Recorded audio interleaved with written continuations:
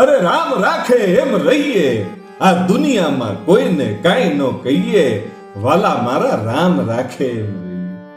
ઈશ્વર રાખે એમ રહીને તો ક્યારેય આપણને દુઃખ નથી આવવાનું. આ કળિયુગના પ્રભાવો છે એ આપણને અસર નથી કરવાના. પણ માણસને રામ રાખે એમ ક્યાં રહેવું છે? એને તો પોતાનો જ ઈગો છે. માણસ છે એ માણસનો જ દુશ્મન બન્યો છે. માણસને એમ થાય છે કે હું છું એટલે જ દુનિયા હાલે છે. એ તો આપણો એક વહેમ છે.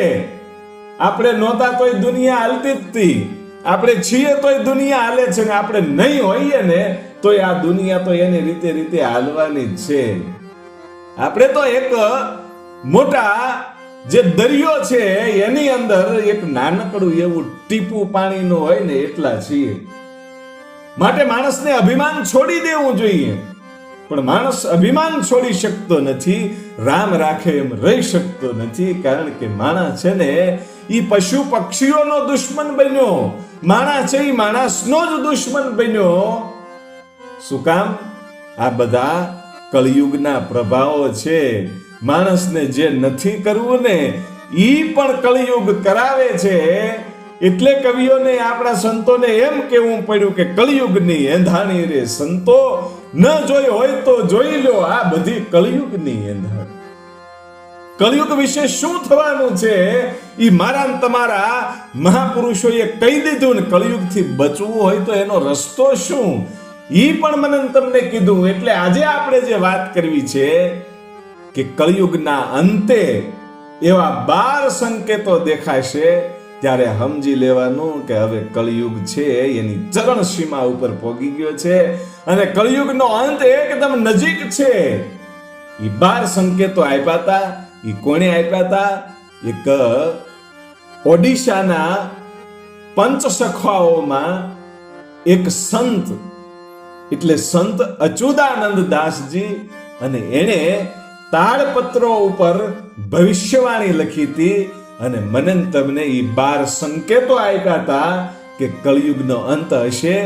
એ પેલા કેવા સંકેતો મને તમને દેખાશે, અને તાડપત્રો ઉપર એને ભવિષ્યવાણીઓ લખી. એ આજથી 500 વર્ષ પહેલા સંત અચ્યુતાનંદ દાસજીએ જે તાડપત્રો ઉપર જે ભવિષ્યવાણીઓ લખી હતી, અને એ પુસ્તકનું નામ એને ભવિષ્ય માલિક પુરાણ આપ્યું હતું. અને એ ભવિષ્ય માલિક પુરાણનો સંપૂર્ણ આપણે વર્ણન સાથે વાત કરવી છે, અને એમાં જે ભવિષ્યવાણીઓ છે એની પણ વાત કરવી છે, અને કળિયુગનો અંત ક્યારે છે એ પણ એમાં લખેલું છે, એની પણ આપણે વાત કરવી છે. તો આપણે જો શરૂઆત કરવી હોય સંપૂર્ણ ભવિષ્ય માલિક પુરાણની, ત્યારે એ ઓડિશાના પંચ સખાઓમાંથી એક સખા એટલે સંત અચ્યુતાનંદ દાસજી આજથી 500 વર્ષ પહેલા તાડપત્રો ઉપર એને જે લખ્યું એ કળિયુગમાં સત્ય થઈ રહ્યું છે. અને કળિયુગની સૌથી પ્રચલિત ભવિષ્યવાણીઓમાંનું આ એક ભવિષ્યવાણીનું પુસ્તક એટલે ભવિષ્ય માલિક પુરાણ છે. અને ભવિષ્ય માલિક પુરાણ નામના પુસ્તકમાં સંત અચ્યુતાનંદ દાસજી છે એમ લખે છે કે કળિયુગની આયુષ્ય 3,32,000 વર્ષ નહીં, પરંતુ માત્ર 5,000 વર્ષ છે. અને કળિયુગના અંતના લક્ષણો, જેમાં જગન્નાથપુરીના સંકેતો અને સપ્ત ચિરંજીવી જે છે એની વિશે, અને કળિયુગમાં ગાય માતાની દશા કેવી થશે, અને વિશ્વયુદ્ધ કેવી રીતે અને કેટલા વર્ષો સુધી ચાલશે, અને કળિયુગનો અંત ક્યારે થશે, એવી અનેક વાતો આ ભવિષ્યવાણીઓમાં લખી છે. તો આપણે સંપૂર્ણ ભવિષ્ય માલિકની વાણી વિશે જો જાણવું હોય તો પહેલા જાણવું પડે કળિયુગની સ્થાપના કેવી રીતે થઈ, અને સૌથી પહેલા આપણે એ જાણવું પડે કે કળિયુગની શરૂઆત કેવી રીતે થઈ. તો આજથી 5,000 વર્ષ પહેલા દ્વાપર યુગની સમાપ્તિનો જ્યારે સમય હતો અને મહાભારતનું યુદ્ધ છે એ પૂર્ણ થઈ ગયું હતું, અને ભગવાન કૃષ્ણ છે એ હસ્તિનાપુરથી દ્વારકા જઈ ચૂક્યા હતા. અને એ પછી એક દિવસ એવો આવ્યો કે પ્રભાસના ક્ષેત્રમાં યદુવંશીઓએ પોતાને જ સમાપ્ત કરી દીધા. એ વખતે આ સમાચાર છે એ હસ્તિનાપુર જ્યારે યુધિષ્ઠિરને મળે છે, ત્યારે યુધિષ્ઠિરના હાથમાંથી જે રાજદંડ હતો એ પડી ગયો અને ખૂબ જ દુઃખી થયા અને અર્જુનને કહે છે કે તમે દ્વારકા જાઓ. અને મહારાજા યુધિષ્ઠિરના આદેશથી અર્જુન છે એ દ્વારકા જાય છે. અને ત્યારે એ દ્વારકા છે એ આજ સૂની લાગતી હતી ભાઈ. દ્વારકા આજ સૂની લાગે છે અને આજે દ્વારકા છે એ વિરાન પડી છે. અને ભગવાન કૃષ્ણ છે એ પીપળાના વૃક્ષની નીચે સૂતા છે અને ભીલનું બાણ છે એ પોતાના ચરણમાં વાગેલું છે. અને ગડગડતી દોટ મૂકી અને અર્જુન જઈ અને આંખમાંથી આહુડાની ધાર થાય છે. અને એ વખતે ભગવાન કૃષ્ણજી આંખો ખોલે છે અને કહે છે કે પાર્થ, હવે સમય આવી ગયો છે. હવે સમય આવી ગયો છે અને મારું કાર્ય છે એ પૂરું થયું છે. એટલે હવે મારે જવું પડશે અને હવે તમારે તમારું કાર્ય પૂર્ણ કરવાનું છે. અને ભગવાનને અર્જુન છે એ પ્રશ્ન કરે છે કે એવું મારું કયું કાર્ય? ત્યારે ભગવાન કૃષ્ણ કહે છે કે પરીક્ષિતને રાજ સોંપો અને જે થવાનું છે તેના માટે તમે હવે તૈયાર રહો. ત્યારે અર્જુન કંઈક બોલવા ઈચ્છતા હતા પણ બોલી ન શક્યા. શું કામ? અર્જુન કાંઈ પણ બોલે એ પહેલા પોતાની સામે ભગવાન કૃષ્ણ છે એ દેહનો ત્યાગ કરે છે. અને અર્જુનની આંખોમાંથી એમ કહેવાય છે કે આહુડાની ધાર થઈ. ભગવાન કૃષ્ણએ પોતાના દેહનો ત્યાગ કર્યો. એ સમયે આકાશમાં કંઈક ઘટના બની હતી. એ ઘટના દેખાતી નહોતી પણ મહેસૂસ થતું હતું કે જાણે કોઈએ એક વિશાળ દ્વાર છે એ ખોલી નાખ્યો હોય અને જાણે હજારો વર્ષોથી કોઈ રાહ જોતું હોય અને હવે એનો વારો આવ્યો હોય. અને તે વખતે નદીઓનું પાણી છે એ અસામાન્ય રૂપથી વહેવા લાગ્યું અને ફૂલો છે એ વગર મોસમે કરમાઈ ગયા અને આકાશમાં વગર વાદળોએ વીજળી મડી ચમકવા અને પશુ પક્ષીઓ બેચેન થઈ ગયા. અને ગાયું છે ને એ ગાય માતાઓ દક્ષિણ દિશા તરફ મુખ રાખી અને રડવા લાગી. કારણ કે દક્ષિણ દિશા છે ને એ યમની દિશા છે અને એક એવી અદ્રશ્ય શક્તિ જે ત્રેતા યુગથી રાહ જોતી હતી અને જે દ્વાપર યુગમાં દબાયેલી હતી. જ્યાં સુધી ભગવાન કૃષ્ણ હતા ત્યાં સુધી એણે ધરતી ઉપર પગ નથી આ મૂકી શકી. ઈ શક્તિ આજે ધરતી ઉપર પગ મૂક્યો, ધરતી ઉપર ઉતરી અને તેનું નામ હતું કલી એટલે કે કળિયુગ. અને તે કોઈ સાધારણ શક્તિ નહોતી. શાસ્ત્રોમાં એનું વર્ણન છે કે કલી છે એ કાળો હતો અને આંખો છે એ એની લાલ અંગારા જેવી હતી. વાળ મોટા અને વિખરાઈ ગયેલા હતા અને તેના હાથમાં એક દંડ હતો. તે 4 યુગોમાંથી સૌથી શક્તિશાળી હતો. કારણ કે તે માણસોની કમજોરી ઉપર રાજ કરતો. લોભ, ક્રોધ, મોહ, ઈર્ષા એ બધા એના હથિયારો હતા.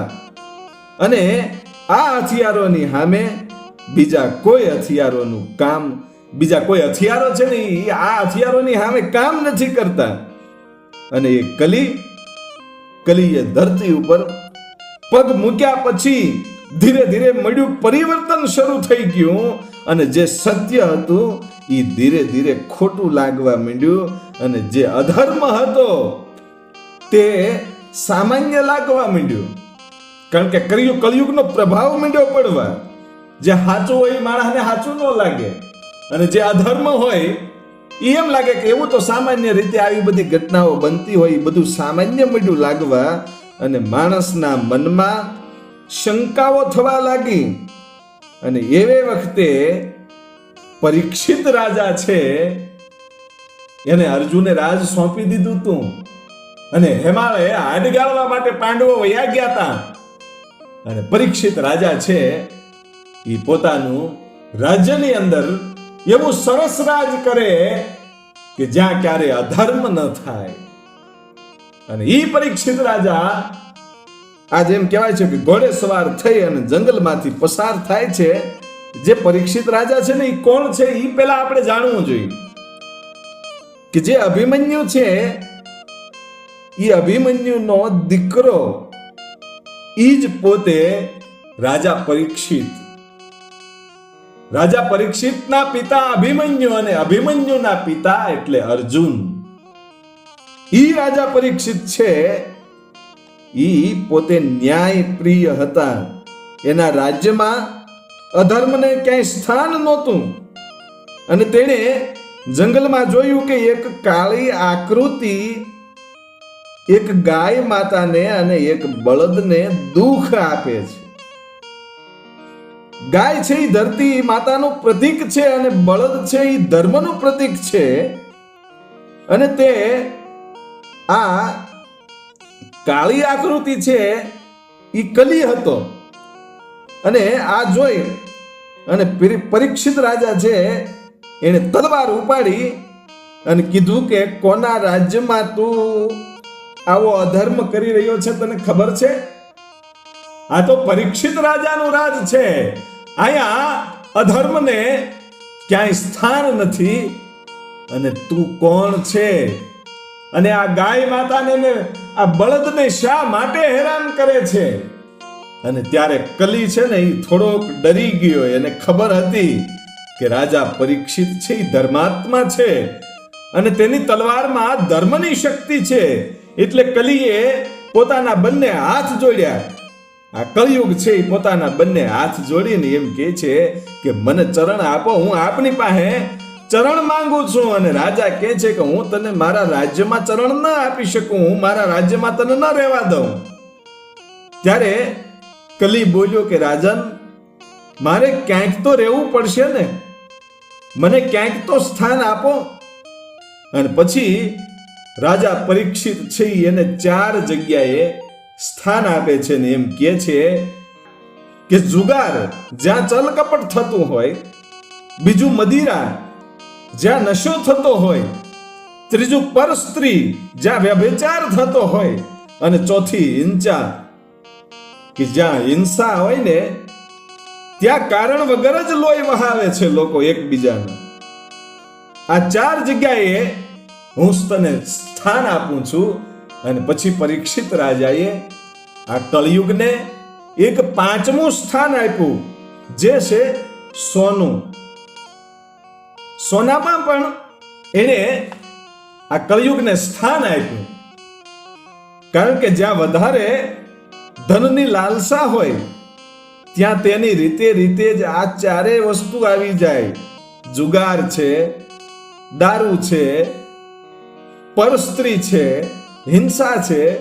જેની પાસે વધારે પડતો રૂપિયો આવે ત્યારે અમુક વસ્તુ ઓટોમેટિક આવતી હોય છે. આ 4 વસ્તુ ઓટોમેટિક આવી જાય છે.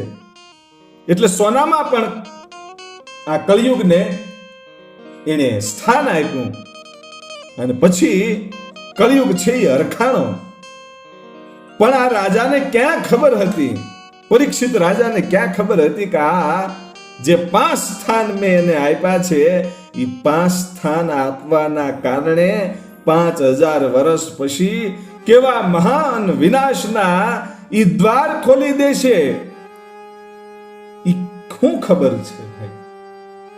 અને ધીરે ધીરે સમય છે વીતતો જાય છે અને કલી છે ધીરે ધીરે ફેલાતો ગયો ભાઈઓ. જ્યાં જુગાર હતો ત્યાં બધી જ જગ્યાએ લાલચ ફેલાણી. જ્યાં મદિરા હતા ત્યાં માણસની વિવેક શક્તિ છે એ કમજોર થતી ગઈ. જ્યાં હિંસા થતી હતી તથા યુદ્ધ અને રક્તપાત છે એ થતા હતા ને, એ બધું લોકોને સામાન્ય લાગવા માંડ્યું. અને સોનાની લાલસાએ તો પૂરી સભ્યતાને જ બદલી નાખી. પરંતુ પરીક્ષિત રાજા રાજ કરતા હતા ત્યાં સુધી કલીનો જે વિસ્તાર છે એ ઘણો નાનો હતો. અને એક દિવસ ઘટના એવી બને છે કે જેણે બધું જ બદલી નાખ્યું. રાજા પરીક્ષિત છે એ જંગલમાંથી નીકળવું અને ખૂબ જ થાક લાગ્યો અને એટલી બધી તરસ લાગી એટલે રાજા છે એ મહર્ષિ શામિકના આશ્રમમાં જઈ અને સાદ પાડે છે અને પાણી માંગે છે કે મને જલ્દી પાણી આપો, મારો જીવ સુકાય છે, મારું ગળું સુકાઈ ગયું છે, મને જલ્દી પાણી આપો. એ હાથ પાડે છે છતાંય ત્યાંથી કોઈ જવાબ નથી આવતો, કારણ કે મહર્ષિ છે એ સમાધિમાં હતા. મહર્ષિ શમિક છે એ સમાધિમાં હતા એટલે એને કોઈ જવાબ ન આપ્યો. ત્યારે રાજાને એમ કહેવાય છે કે ખૂબ ક્રોધ આવ્યો કે આશ્રમમાંથી કોઈ જવાબ કેમ નથી આપતું, મને કોઈ પાણી કેમ નથી આપતું. કારણ કે હવે ધીરે ધીરે કળયુગનો પ્રભાવ છે એ વધતો જાય છે અને રાજાને જ્યારે ક્રોધ આવ્યો એ પણ એક કળયુગનો પ્રભાવ હતો. અને રાજાએ ક્રોધમાં આવી અને ચારે બાજુ જોયું તો એક મરેલો સાપ જોયો. એ મરેલો જે નાગ હતો એ નાગ હાથમાં ઉપાડી અને આશ્રમની અંદર જઈને જોયું તો મહર્ષિ છે એ મહર્ષિ શમિક છે એ પોતે ધ્યાનમાં બેઠા હતા ત્યારે એના ગળામાં એ મરી ગયેલો સાપ નાખી અને ત્યાંથી રાજા પરીક્ષિત નીકળવા જાય છે. એ વખતે જે ઋષિ હતા શમિક ઋષિ, એનો દીકરો શૃંગી, એને ખબર પડી કે મારા પિતાના ગળામાં કોઈ રાજાએ કાંઈ કારણ વગર, કાંઈ વાક વગર સાપ નાખ્યો છે.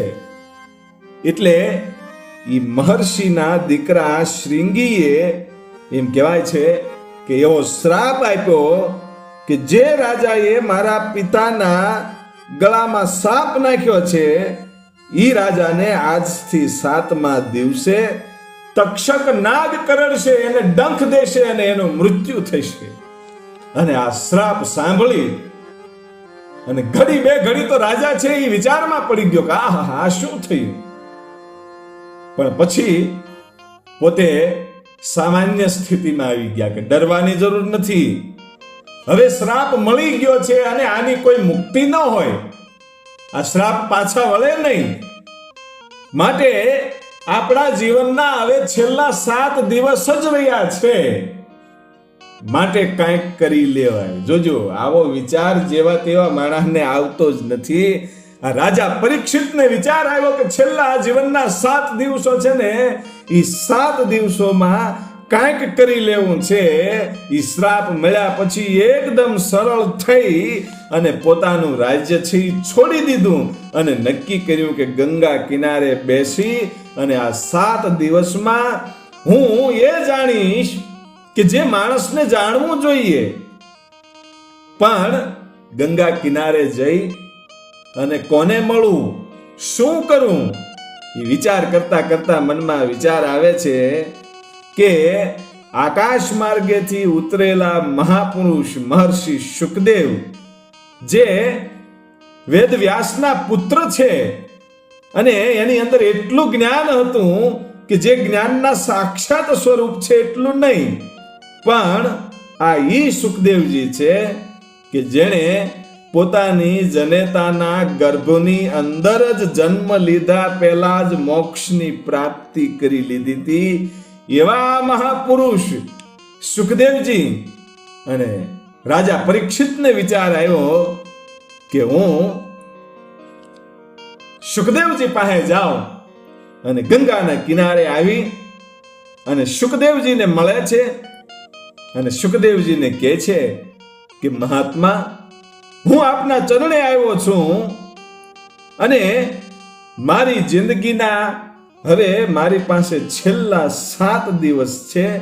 મને શ્રાપ મળ્યા છે કે હું 7મા દિવસે મને તક્ષક નાગ છે એ ડંખ મારશે અને મારું મૃત્યુ થશે. માટે આ છેલ્લા 7 દિવસ છે મારી જિંદગીના, એટલે મને ઈ બતાવો કે જે આ કળિયુગમાં મનુષ્યને બચાવી શકે. અને મને એ બતાવો કે આ યુગ છે એ કેવી રીતે ચાલશે, કેમ ચાલશે, શું થશે અને એનો અંત કેવી રીતે હશે. અને ત્યારે શુકદેવજી છે ઈ પોતાના મુખમાં થોડું સ્મિત આવ્યું અને નીચે બેસી ગયા અને પછી પરીક્ષિત રાજાની સામે બેહી અને બધી વાત કરે છે. 7 દિવસ સુધી એને બધું સમજાવ્યું અને 7 દિવસ સુધી રાજા પરીક્ષિતને શુકદેવજીએ જે સમજાવ્યું ને એ આજે મારી તમારી સામે શ્રીમદ ભાગવત પુરાણ છે ને એમાં જે કાંઈ લખ્યું છે ને એ બધું શુકદેવજીએ રાજા પરીક્ષિતને સમજાવ્યું છે. એ આજે શ્રીમદ ભાગવત પુરાણના ગ્રંથ રૂપે મને તમને મળ્યું છે. એ આપણા અહોભાગ્ય છે કે આપણને શ્રીમદ ભાગવત મળ્યું છે. અને પછી શુકદેવજી છે એમ કહે છે કે સાંભળો રાજન, જ્યારે કલી છે એ પોતાના પૂર્ણ પ્રભાવમાં આવશે ત્યારે એવા સંકેતો પ્રગટ થશે કે જે પેલા ક્યારેય જોયા નથી. કેવા સંકેતો? કે વર્ષો વર્ષ દુષ્કાળ પડશે, વરસાદ નહીં થાય, ધરતી છે ને એ બંજર બની જશે અને રાજા છે એ પ્રજાને લૂંટશે અને ધર્મના નામ ઉપર અધર્મ થશે અને માણસની આયુષ્ય ઘટશે. શુકદેવજીએ બહુ સરસ વાત કરી કે વર્ષો વર્ષ દુકાળ પડવાના છે અને રાજાઓ છે ને એ પ્રજાને હેરાન કરશે, પ્રજાને લૂંટશે. અને આ ક્યાંક ને ક્યાંક સાચું થઈ રહ્યું હોય ને એવું લાગે છે. રાજાઓ, અત્યારનો રાજા કોણ કહેવાય? અત્યારે દેશ ઉપર જે રાજ કરતા હોય એને રાજા કહેવાય. અત્યારે તમે જુઓ રાજકારણમાં એટલું બધું એવું આવી ગયું છે કે ધર્મના નામ ઉપરથી તમને લૂંટે છે કે અમે આ ધર્મના છીએ, તમારા ધર્મને અમે બહુ માનીએ છીએ, માટે અમને મતદાન કરજો. એટલે ધર્મના નામ ઉપર વાદ વિવાદ કરાવી અને પોતે મત પ્રાપ્ત કરે છે. એટલે રાજાઓ છે ને એ ક્યાંક ને ક્યાંક અત્યારે પ્રજાને લૂંટે છે. એટલે શુકદેવજીએ આ વાત કરી કે માણસની આયુષ્ય ઘટી જશે અને ધર્મના નામ ઉપર અધર્મ થશે અને પાપ એટલું બધું વધી જશે કે પૃથ્વી તેનો જે બોજ છે એ ઉપાડી નહીં શકે. અને ત્યારે અધર્મની ચરણ સીમા પાર થઈ જશે. જ્યારે અધર્મ છે એ ચરણ સીમા પાર કરી જશે એ વખતે એક અવતાર આવશે અને એનું નામ હશે કલ્કી. તે બધું જ સમાપ્ત કરશે અને નવા યુગની સ્થાપના થશે. ત્યારે રાજા પરીક્ષિત છે એ પૂછે છે કે મહર્ષિ, તે દિવસ ક્યારે આવશે? અને ત્યારે મહર્ષિ શુકદેવ બોલ્યા કે રાજન, એ દિવસો એટલા દૂર નથી કે જેટલા આપણને લાગે છે, પણ એના સંકેતો છે એ ધીરે ધીરે આપની આસપાસ દેખાવા માંડશે. આ બધું જ વર્ણન છે એ શ્રીમદ ભાગવત કથામાં પણ છે. એ જરૂર આપણે સાંભળવું જોઈએ.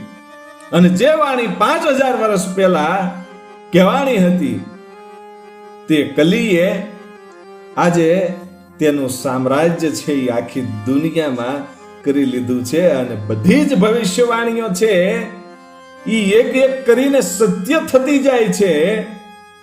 માત્ર પુરાણોની જ વાત નહીં, પરંતુ ઓડિશાના આ સંત અચ્યુતાનંદ દાસજી, જેણે 500 વર્ષ પહેલા તાડપત્ર ઉપર ઉડિયા ભાષામાં જે લખ્યું, પોતાના પુરાણની અંદર લખ્યું અને ભવિષ્ય માલિકા પુરાણ નામનું એ પુસ્તકનું નામ એણે આપ્યું. એમાં જે લખ્યું તે આપણે સાંભળીએ તો રૂવાડા બેઠા થઈ જાય, કારણ કે તેણે 500 વર્ષ પહેલા જે લખ્યું એ આજે આપણી સામે, આપણી આંખોની સામે બધું બની રહ્યું છે.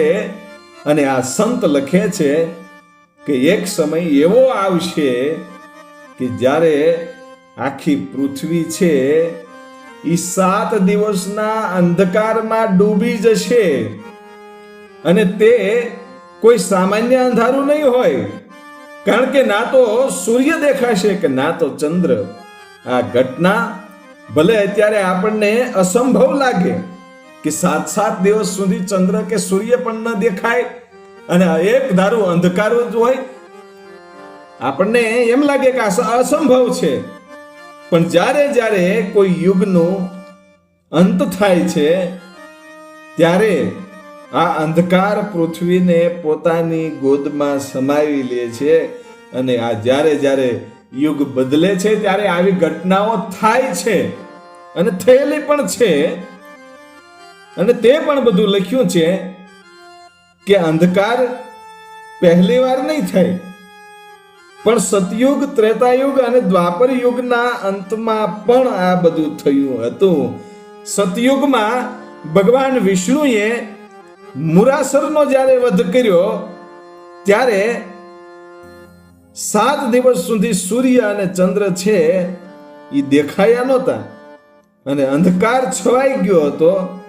અને મુરાસર જે રાક્ષસ છે એ એવો રાક્ષસ હતો કે જેણે ચારે દિશાઓમાં હાહાકાર મચાવ્યો હતો, જેણે દેવરાજ ઇન્દ્રને પરાસ્ત કરી અને સ્વર્ગ ઉપર અધિકાર કરી લીધો હતો.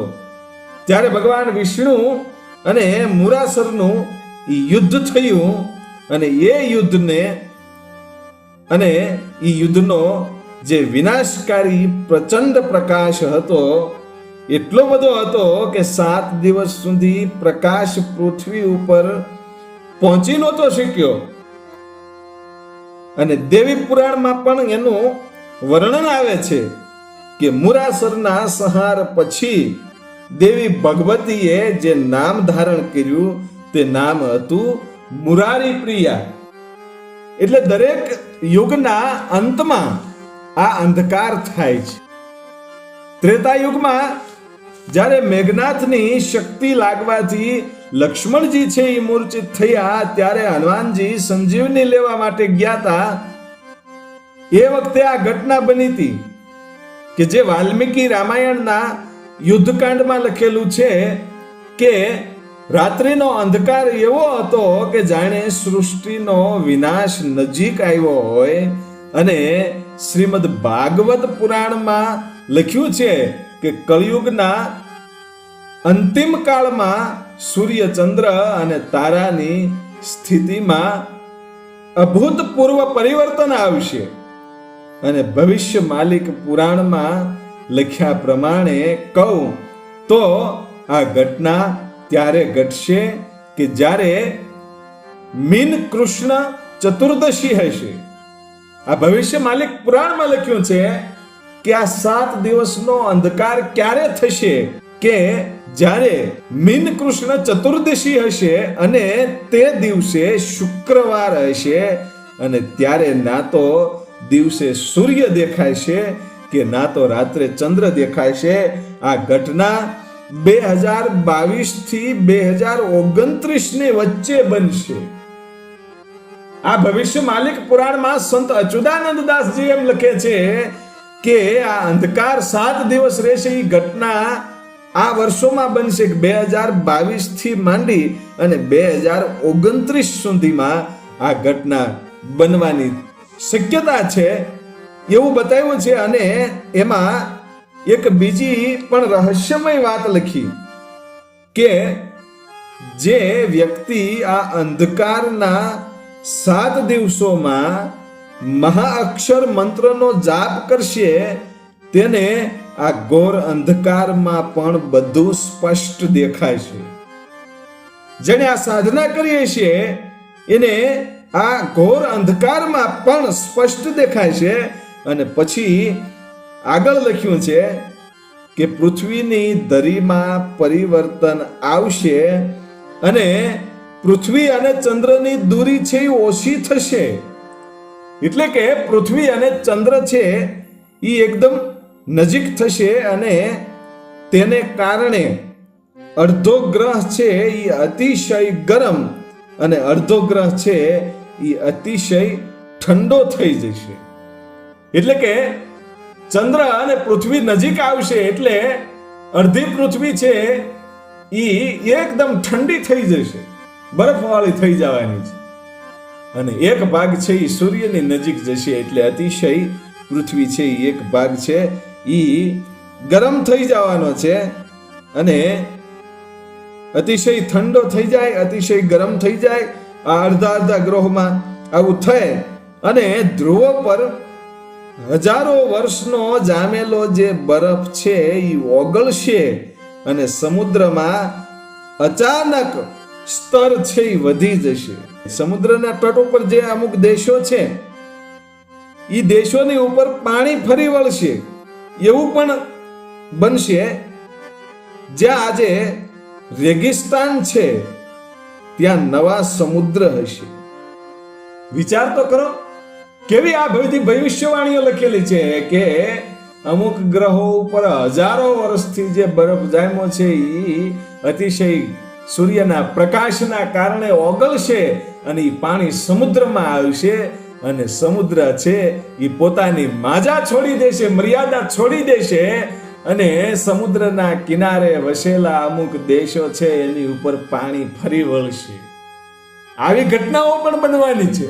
અને જ્યાં સમુદ્ર છે ત્યાં રેગિસ્તાન બની જશે અને જ્યાં રેગિસ્તાન છે ત્યાં સમુદ્ર બની જશે. આવી પણ ઘટનાઓ બનશે. અને આગળ એમ લખે છે કે વિશ્વ યુદ્ધ અને પ્રાકૃતિક સંકટો જે એક સાથે આવવાના કારણે પૃથ્વી પરનો જે ધરતીનો ભાગ છે એ ખંજર બની જવાનો છે.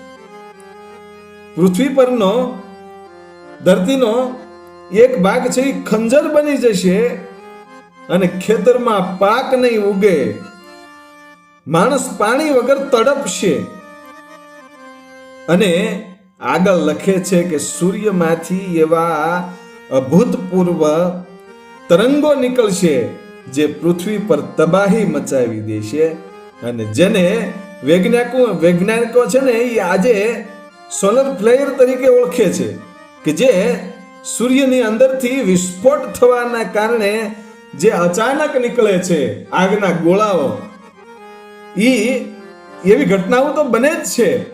અને આ ભવિષ્યવાણી પુરાણમાં લખનારા આ સંત બહુ સાચું લખે છે ને આવી ઘણી બધી આપણે ત્યાં ઘટનાઓ બને છે. અને આગળ એમ કે છે આ સંત એના પુસ્તકમાં લખે છે કે ભગવાન કલ્કીના આવવાનો ઉલ્લેખ પણ એને લખ્યો પોતાના પુસ્તકમાં. એમ લખે છે કે ભગવાન આવશે ને ત્યારે આ કોઈ સાધારણ યુદ્ધ નહીં હોય. ભગવાન જ્યારે કળયુગને ઉથાપી અને સતયુગની સ્થાપના કરશે ત્યારે આ યુદ્ધ છે જેવું તેવું નહીં હોય, પણ ધર્મ યુદ્ધ હશે અને વિશ્વ યુદ્ધ. જોજો વિશ્વ યુદ્ધ થવાનું અહીંયા કમ્પ્લેટ લખ્યું છે કે કઈ સાલમાં વિશ્વ યુદ્ધ શરૂ થશે અને ક્યારે પૂરું થશે.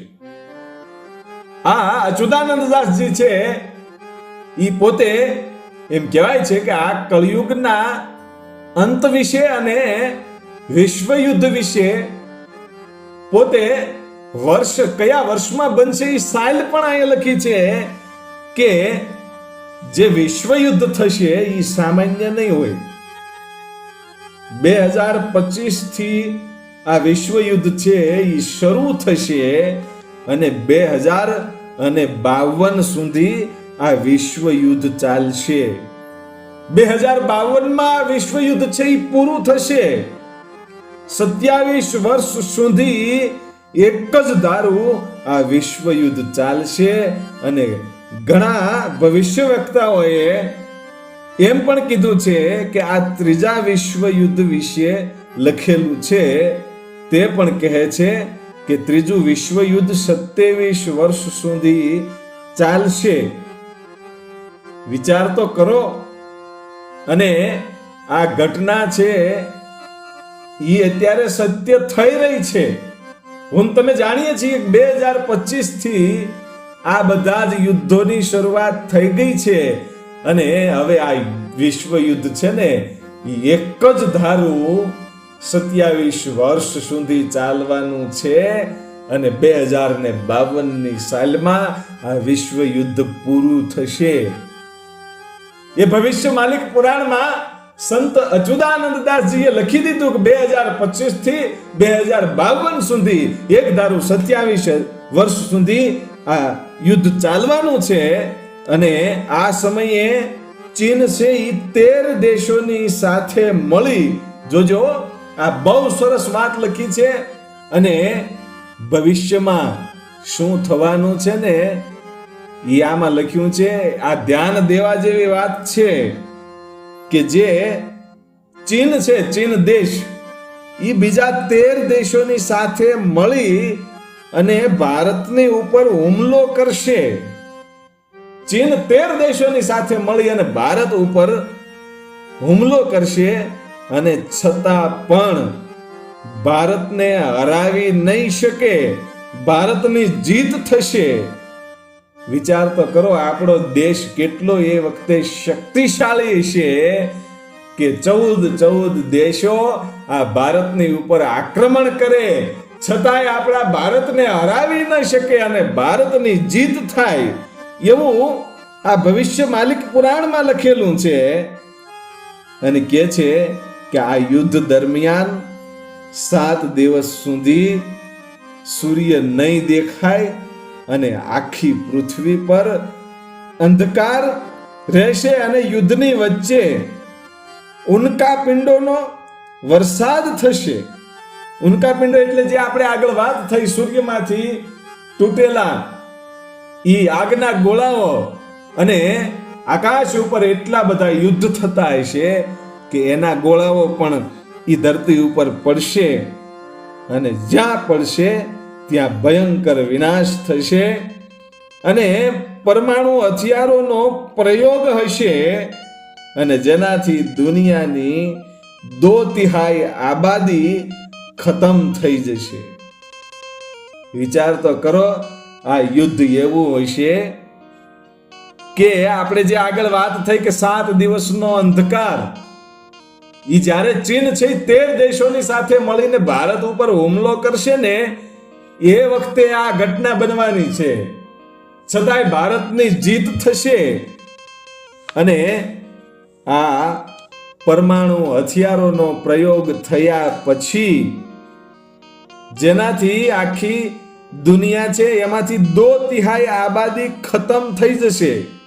એટલે કે જો દુનિયાની કુલ આબાદી દાખલા તરીકે 3 કરોડ હોય તો 2 કરોડ સાફ થઈ જશે, એટલે એ 2/3 કહેવાય. એટલે માત્ર 1 જ કરોડ વધે. 3 કરોડ હોય એમાંથી 2/3 આબાદી છે એ સાફ થઈ જાય તો 1 જ કરોડ વધે દાખલા તરીકે. અને આગળ સંત લખે છે કે ભારત આ વિશ્વ યુદ્ધમાંથી 2035 પહેલા જ બહાર નીકળી જશે. 2035 સાલ પહેલા આ ભારત છે એ આ યુદ્ધમાંથી બહાર નીકળી જવાનું છે, કારણ કે ભગવાન કલ્કી અને ધર્મની સ્થાપના જ્યારે કરશે ત્યારની આ વાત છે કે ભગવાન કલ્કી સૌથી પહેલા ભારતમાંથી પાપ અને અધર્મનો નાશ કરશે. ભગવાન કલ્કી અવતાર લીધા પછી સૌથી પહેલા ભારતમાં જ જે અધર્મ હશે એનો નાશ કરશે અને ધર્મની સ્થાપના કરશે. અને ધર્મની સ્થાપના કર્યા પછી જ્યારે ભારતની ધરતીમાં ધર્મની સ્થાપના થશે ત્યારે ભારતની ધરતી શુદ્ધ થશે. સતયુગની પહેલા સ્વર્ગની ભૂમિકામાં આ ભારત છે એ સ્વર્ગની ભૂમિકામાં આવી જશે. અને આગળ લખે છે કે સંબલનગરમાં એક પવિત્ર બ્રાહ્મણના ઘેરે જ્યાં ભગવાન વિષ્ણુનો મહિમા ગવાતો હશે ત્યાં ભગવાન કલ્કી જન્મ લેશે અને તેના પિતાનું નામ વિષ્ણુ યશ હશે અને માતાનું નામ સુમતી, ગુરુ એના પરશુરામ હશે અને મિત્ર એના હનુમાનજી હશે અને એનું વાહન છે એ દેવદત્ત નામનો ઘોડો હશે અને એનું અસ્ત્ર છે એ નારાયણી તલવાર હશે અને ધર્મ પત્ની માતા લક્ષ્મીનો અવતાર દેવી પદ્માવતી હશે. આ બધું જ ભગવાન કલ્કી છે એ અવતાર લેશે અને એના માતા પિતા કોણ, એના પત્ની કોણ, એનું હથિયાર કયું, એના મિત્રો કયા, એ બધા આ પુરાણની અંદર વાત છે એ આપણે જાણી. પણ જ્યારે ભગવાન કલ્કી છે એ જન્મ લેશે ત્યારે તેની સાથે તેના અનુયાયીઓ 74,000 લોકો, ભગવાન કલ્કીના જે અનુયાયીઓ છે, એના જે મિત્રો છે, જે સતયુગની સ્થાપના કરવાના છે, એ 74,000 લોકો તેની સાથે જન્મ લેશે અને મહાભારતના યુદ્ધમાં જે લડ્યા હતા એ બધા જ ભગવાનનો સાથ આપશે. અને આગળ લખ્યું છે કે સૂર્ય જીવન આપવા વાળો છે તે જીવન લેવા વાળો બની જશે. આ ભવિષ્યવાણી છે. સંત અચ્યુતાનંદ દાસજી પોતાના ભવિષ્ય માલિક પુરાણમાં એમ કહે છે કે જે સૂર્ય જીવન આપવા વાળો છે, મને તમને એના પ્રકાશ વગર જીવી ન શકીએ, એ જ સૂર્યનું એટલું બધું તેજ વધી જશે કે એ જીવન લેવા વાળો બની જશે.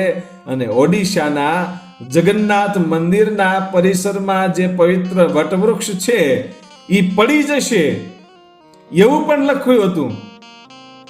અને તે એક સંકેત હશે. હવે અહીંથી સંકેતોની શરૂઆત પણ થાય છે કે વટવૃક્ષ છે એ પડી જશે તો એ એક સંકેત જ હશે. અને આ વૃક્ષ પડશે ત્યારે ધરતીના જીવોને મરવાનું શરૂ થઈ જશે. એટલે કે આ એવી એક શરૂઆત થઈ કે જે પહેલો સંકેત હતો કે આ વટવૃક્ષ છે એ પડી જાય ત્યારે એ પછી જીવોને મરવાની શરૂઆત થશે અને નવી નવી મહામારીઓ ફેલાશે જેની કોઈની પાસે કોઈ દવા નહીં હોય. એવી મહામારીઓ આવશે કે એની કોઈની પાસે દવા નહીં હોય. અને ઓડિશામાં 5મા મહિનામાં 2019માં એ તોફાન આવ્યું અને એ તોફાનમાં જે ઓડિશાના જગન્નાથપુરીમાં પરિસરમાં જે વટવૃક્ષ હતું એ પડી ગયું. એ સંકેત આ ઋષિનો સાચો પડ્યો અને એ પણ સાચું પડ્યું કે જ્યારે એ વૃક્ષ પડી જાય પછી એવી મહામારી આવશે કે જેની કોઈની પાસે દવા નહીં હોય. અને એ વાત પણ હું તમે જાણીએ છીએ. આ વૃક્ષ છે એ 5મા મહિનામાં 2019માં પડ્યું. એ વૃક્ષ પડ્યું અને 2019ના અંતમાં કોરોના જેવી મહામારી ફેલાણી. એ હું તમે જાણીએ છીએ. અને પુરાણો અનુસાર કળિયુગની ઉંમર 4,32,000 વર્ષ છે. પણ વધારે પાપને કારણે તેની ઉંમર ઘટી અને 5,000 વર્ષ થઈ જશે. અને અત્યારે કળિયુગની ઉંમર પણ 5,000 વર્ષ થઈ ગયા છે. અને આ ભયંકર વિનાશની અંદર માત્ર 64 કરોડ લોકો જીવિત રહેશે. જ્યારે ભગવાન કલ્કી છે એ સતયુગની સ્થાપના કરશે એ વખતે આખી દુનિયામાંથી માત્ર ને માત્ર 64 કરોડ લોકો છે એ જીવિત રહેશે અને એ લોકો સતયુગમાં પ્રવેશ કરી શકશે. એમાંથી આ 64 કરોડ લોકોમાંથી 33 કરોડ લોકો તો માત્ર ભારતના હશે અને 31 કરોડ લોકો છે એ પૂરા વિશ્વમાંથી હશે. કારણ કે ભારત માત્ર એક એવો દેશ છે જ્યાં ધર્મનો સંપૂર્ણપણે નાશ થતો નથી. જ્યારે સજ્જન પુરુષોની ઉપર દુઃખ પડશે અને કળિયુગ તેના ચરણ સીમા પર હશે ત્યારે કલ્કી પ્રગટ થશે અને દુષ્ટોનો સંહાર કરશે. કળિયુગને ઉથાપી અને સતયુગની સ્થાપના કરશે. જ્યારે ભગવાન કલ્કી ધરતી પર અવતાર લઈ અને આવશે ત્યારે તેની સાથે જે સપ્ત ચિરંજીવી છે ઈ પણ આવશે. સપ્ત ચિરંજીવી કયા કયા છે? અશ્વસ્થામા, વિભીષણ, બલિરાજા, વેદવ્યાસ, હનુમાનજી, પરશુરામ, કૃપાચાર્ય. એટલે આ બધા જ જે ચિરંજીવીઓ છે ઈ પણ ભગવાનનો સાથ આપશે આ યુદ્ધમાં. અને ભગવાન પરશુરામ કલ્કીના ગુરુ બનશે અને શસ્ત્ર વિદ્યા શીખવશે. પછી આ મહાન ઋષિએ એના પુરાણમાં જે 12 સંકેતો આપ્યા છે એની પણ આપણે વાત કરવી છે કે 12 સંકેતો કયા?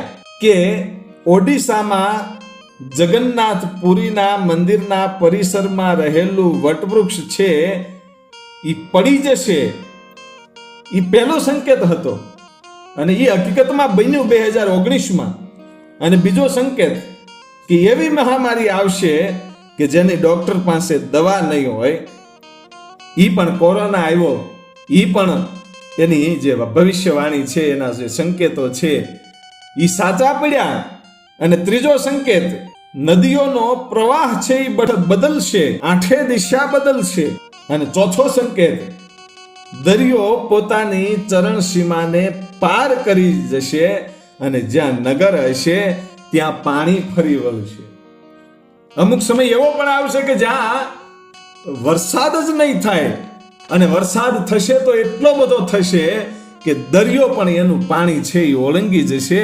અને 5મો સંકેત એવો છે કે આકાશમાં ક્યારેય ન જોયું હોય એવી ઘટનાઓ બનશે, ક્યારેય ન જોઈ હોય એવા આગના ગોળાઓ હોય અને ક્યારેય ન જોયા હોય એવા પ્રકાશ થશે, અથવા તો આકાશના રંગો બદલશે.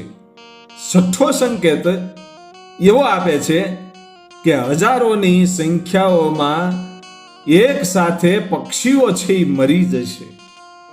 દરિયાના કિનારે આવેલી દરિયાઈ પ્રાણીઓ છે ઈ પણ મરશે, પાલતુ પ્રાણીઓ પણ બેચેન બનશે. અને તે સંકેત પૃથ્વીના પેટાળમાં કંઈક સર્જાઈ રહ્યું હોય, કંઈક બદલાવ થવાનો હશે એવો સંકેત છે. આ બહુ સાચી વાત છે. જે પક્ષીઓ છે એ ઘણી સંખ્યામાં મરી જશે ને આવું બધું આપણે જોઈએ પણ છીએ. અને દરિયાઈ પ્રાણીઓ એટલે કે માછલાઓ પણ કાંઠે આવી અને મરી ગયેલા હોય એવું જોવા પણ મળે છે.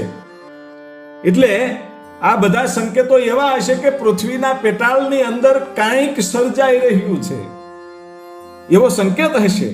અને 7મો સંકેત એવો છે કે ધર્મના નામ પર લોકોને લૂંટવાનો અને માણસને દુશ્મન થવાની આ વાત છે કે માણસ છે એ માણસના જ દુશ્મન થશે, ધર્મના નામ ઉપર રૂપિયા લૂંટશે અને કારણ વગર લોકોનું લોહી છે એ વહાવશે.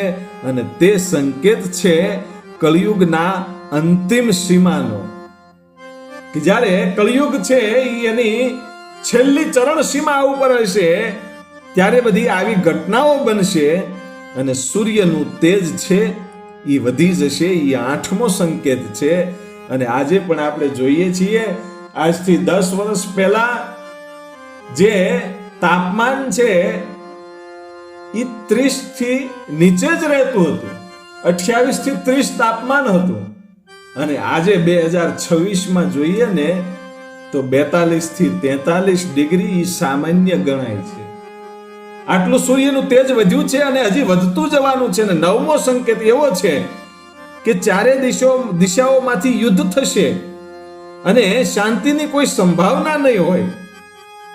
અને આજે આ દરેક દેશો છે ને દુનિયાના, એ બધા ઈ તરફ જ જઈ રહ્યા છે. જ્યાં જુઓ ત્યાં ચારે તરફ યુદ્ધો થવા લાગ્યા છે, એવી પરિસ્થિતિ સર્જાવા મળી છે. અને 10મો સંકેત એવો છે કે વરસાદ નહીં થાય અને અન્ન વગર લોકો છે એ મરશે.